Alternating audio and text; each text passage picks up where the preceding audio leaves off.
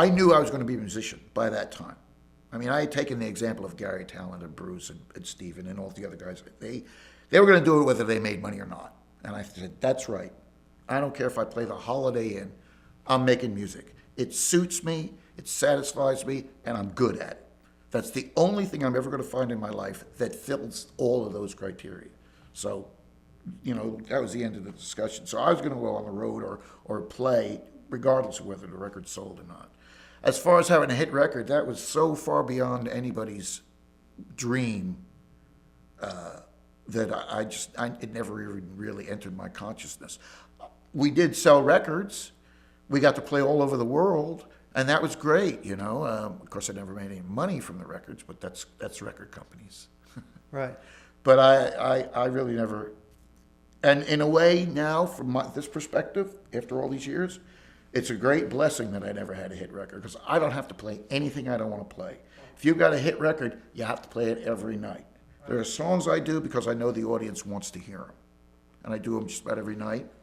But most of the set is made up of stuff I want to do, or I think will fit the atmosphere of the place. I don't have to play any hit song as an encore if I don't want to. And that's so me. I mean, I don't want to ever be told I have to play anything. We don't have a set list. I mean, I make a set list, but we don't follow it. And every show is different. After all these years, and that's one of the things you learn playing in the clubs in Asbury Park in New Jersey, audiences have their moods. The night has its mood. It might be after, like, we played in Pittsburgh years ago when the Steelers won the Super Bowl, which is I was just thinking about the other day because the Steelers just won the Super Bowl. But all those years ago when Terry Bradshaw was the quarterback, we played the night after they won the Super Bowl. We walked on stage, you got a standing ovation. We could have done anything, and this audience would have danced to it because they were so over the top. They were so happy and drunk. And that's the kind of place where you go, I don't think we need any slow songs tonight, And but that's what I say, that every audience has its mood every night. You play to that. You try to read it and then, you got your own thing going on too. I mean, if you feel like I really am angry now, let's do a real fast song, or I'm feeling a little, I don't know, melancholy, let's do a slow song.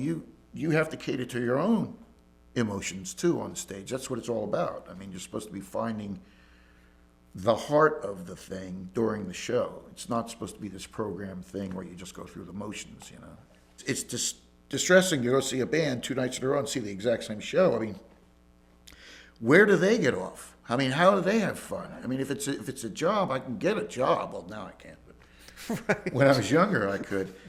Also, it's no fun.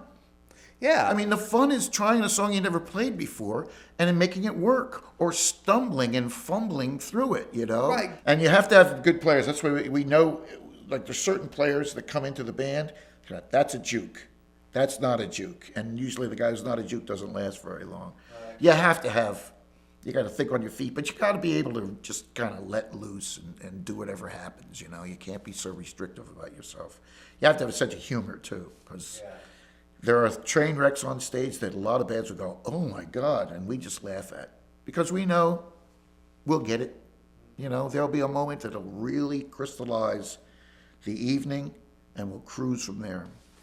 And it happens just about every night. I mean, we're good. We know what we're doing, and we enjoy doing it, and that's what comes across.